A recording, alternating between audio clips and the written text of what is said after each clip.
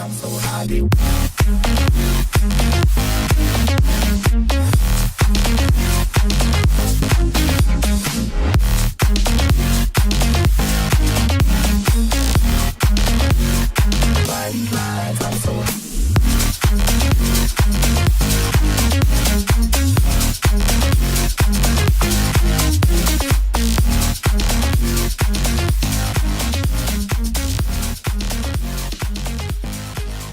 What's up everyone, Merv here. I'm here with Giuliano and we're in his sick Miata NA. So man, tell me a bit about your car. It's a 1998 Mazda Miata and it is the first gen, which is codenamed NA, and it has a 1.6 liter engine. It's a 4-cylinder and it only makes 90 horsepower to the wheels because, you know, 90 things. And it only has 100 pound-feet of torque. Okay. And this car was from my girlfriend's grandmother. She bought it in '95 and she's had it ever since, and she kept it well maintained and everything mechanically, and everything's been pretty good, but the only thing she lacked on was fluids. Okay. So when I did the fluids, everything was pretty gross. Pretty nasty and gross. But other than that, it was passed down to my girlfriend, and she learns manual in this car, and I taught her how to drive manual. And so, like, because before we even met, she wanted to sell the car. She didn't want to learn manual, and she wanted nothing to do with this car until I came along, and I pretty much told her, do you have any idea what this car is? Yeah. Do you have any idea what, like, this car is to the car scene? Like, this is such a popular car. Yeah. Shouldn't get rid of it, and I'll teach you manual if I have to. So I taught her manual, and she has not looked back since. Well, that's good. It's a pretty good condition, like, car too. It's very, very clean for what you said. It's 27 years old. 27 years old. And this car just keeps going. Just keeps going. I mean, on the whole way, like on year by year, things got changed, but you know, that's just regular stuff. Yeah. But like I said, the fluids was like, because I just did a brake flush on this car like a few weeks ago. It wasn't even liquid anymore. It was like foam and air. Oh my God. And like, yeah, ask my buddy Tristan. He's like, it's like, jeez. It was bad. But the funny part is that I never had brake failure, well, failed brakes. Yeah. Like, I never had any issue. The pedal was always firm. Well, I just, like, I didn't know why, but like, I guess it's a good thing. Okay. And transmission fluid just got changed a few months ago because the clutch had to be replaced because I, you know, kind of fucked it. And I tried doing a launch, and launch in the Miata. It didn't go so well because I was wearing steel toe boots. I held onto the clutch and I just rolled the shit out of it, and it just fucked it. But this is what the funny part was. It was an original clutch from 90. Jeez, and it's held on that long. And it gave out. So, goes to show you. Goes to show you. That's crazy. Miatas don't die. Clearly. Miatas are good cars. Fun and reliable. Yeah, they're very fun cars. I was never like super into them. Like, I knew about them. Like, oh yeah, they're cool cars. Yeah, they're sure, whatever. But like, the day I first drove this car, I never looked back. I love this car so much, and I don't ever plan on getting rid of it. This car means so much to me. I've been through a lot with this car. Yeah. This car has gotten me to like everywhere known to man, and it's just, this car means so much to me. His baby. Yeah, and like, I can't even go anywhere with this car. It's like I'm at a gas station 10 o'clock at night, filling up for gas, and a guy comes up to me, how much for your Miata? But I'm just trying to put gas in my car and go home. Like, and doing offers. Yeah, I get everywhere I go, offers. And there are people that are so persistent. They're like, no, I'll give you $5,000 right now. Now. Like, no, sorry, but like, this car's not for sale. It never will be. Yeah. So like, this car means so much to me. Yeah. And I love it. I've never looked back since.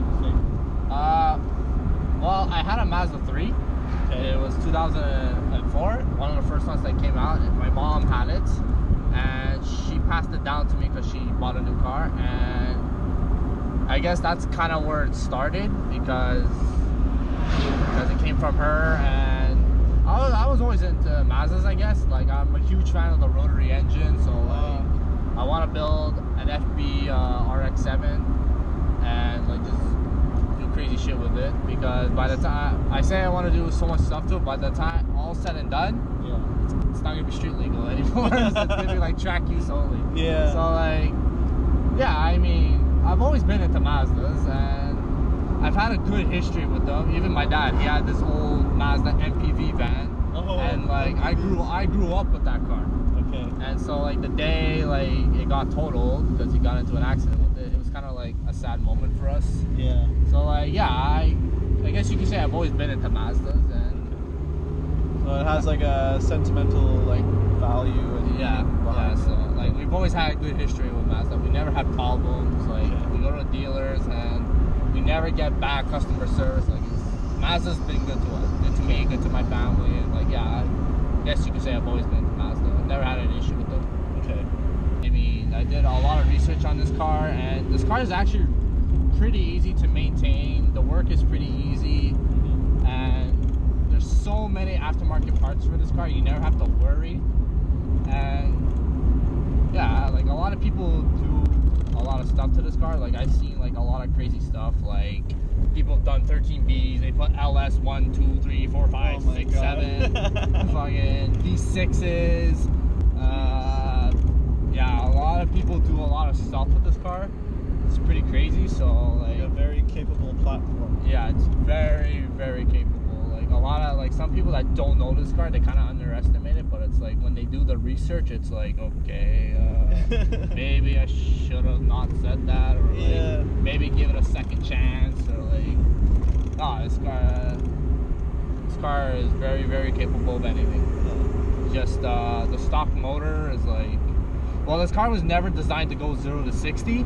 Yeah. So it's like, it's just a get in, drive. It's a cruiser, convertible. Like the car was designed to just like drive. Yeah. It was never meant to go fast. It's just the way it was designed and built. So I feel like a lot of people overshadow that because they see it's like a two-door small convertible, you know, they automatically associate it with something has to be fast or whatever, you know? But it's not like you can't make them fast. I've seen turbo Miatas. Yeah. There's this guy, I don't know if you know him, in Montreal. It's a black turbo Miata. Apparently makes like 300 horsepower. He does like highway pulls, and he keeps up with like some pretty decently quick like Skylines and stuff. Yeah. That's for me. That's pretty impressive. Yeah. For like a car that weighs like nothing and has probably half the horsepower of some of these bigger cars, can keep up with them. It's the weight that gives it its advantage, because the car only weighs like 2,000 pounds. Yeah, it's crazy. And it weighs nothing. When people boost them or like motor swap them, they just they fly. Yeah, it's crazy. Yeah.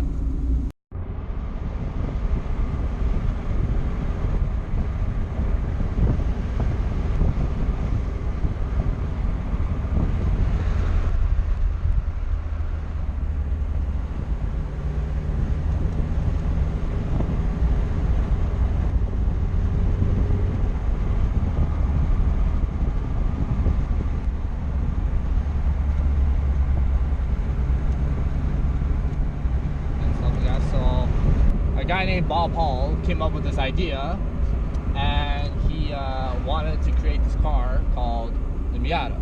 Okay. It has two names. It's called the MX5, which MX5 stands for Mazda Experiment Project Number 5. Oh, that's cool. I never knew that. And also the Miata, which is a German word, I think, for reward or something, rewarding. Okay. Something like that. But you could probably look it up and find out. And in North America, it's called Miata, and out in Europe and whatever, it's called MX5. Okay. Or Eunice, which is another name for it, but that's more like European stuff. Okay. So, like I said, it was designed to compete with like Lotus, BMW, and other small convertible cars. Okay. And the car was revealed at the Chicago Auto Show in 1989 in 3 colors: white, blue, and red. If you really want to get into detail, I forget what the white one's called, but there's Mariner blue and classic red. They wanted to do British Racing green, but they only did that later because it looked better with the beige interior. And then they wanted sunburst yellow, but they had problems with production, and so it only came out in 92. So in 92, the 92 Miatas, if you see a sunburst yellow, it's a 92 right off the bat, unless some guy just buys a fucking 95 and just Paints sprays it yellow. But no, only in 92. There was a special edition that came out in 93, which is also where the BBS wheels came from. So it came from a 93. So all 93 editions came with BBS wheels, and then they sold everything, all gens combined, over 1 million units. That's amazing. Over 1 million cars, and this car is the best-selling 2-seat convertible in history. And yeah, so this car was never designed to go fast, like I said before, and it was just kind of like a cruiser and whatever. And yeah, so this car pretty much made millions and millions, and the guy who designed the car didn't even think it would go to 4 gens. He's like, he thought for sure there'd be a 2nd gen, which was the NB, but he never thought it would go to 3rd gen or 4th gen. This car did so well in the market. It's done so well that this car, they keep making and making and making, and this car just does so good in the market. And yeah, they definitely did right with the newer design too for the NBs, I think. Yeah, they gave it more of an aggressive look, and for sure. It just, the 3rd gen, I don't know where they went with it. Yeah. But like, nah, for me personally, I think the 1st gen is the best one. They did it right. They gave it the pop-up lights, which I absolutely adore. Look, And yeah, I think the 1st gen, they hit it off. And this wasn't even the original design. They had a few concept ones. Yeah. And this car was designed to be rear-wheel drive.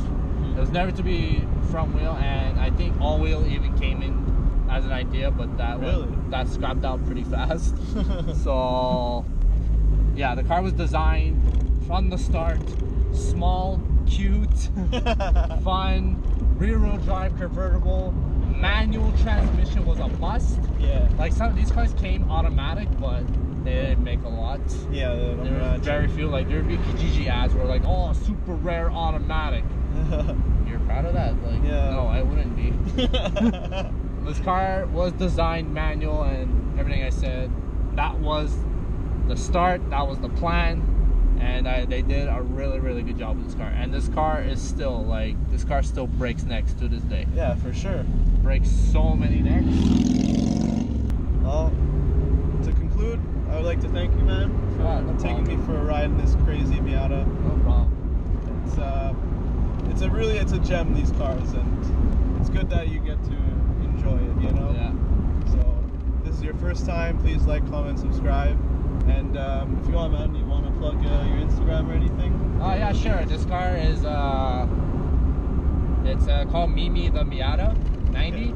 Okay. So if you want to look that up, see more pictures, and want to see some other stuff, go right ahead. You can follow me. I would really appreciate it. Yeah, I'll put a link in the description of his Instagram, so you can see more of this very pristine, very clean Miata. Alright guys, so I'll see you next video. Take care.